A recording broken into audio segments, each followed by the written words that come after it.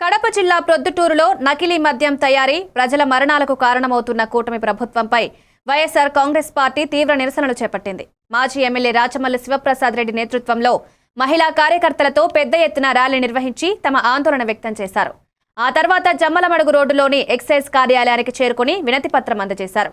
ఈ కార్యక్రమంలో వైఎస్ఆర్సీపీ నేతలు, మహిళలు, కార్యకర్తలు సమూహంగా పాల్గొన్నారు.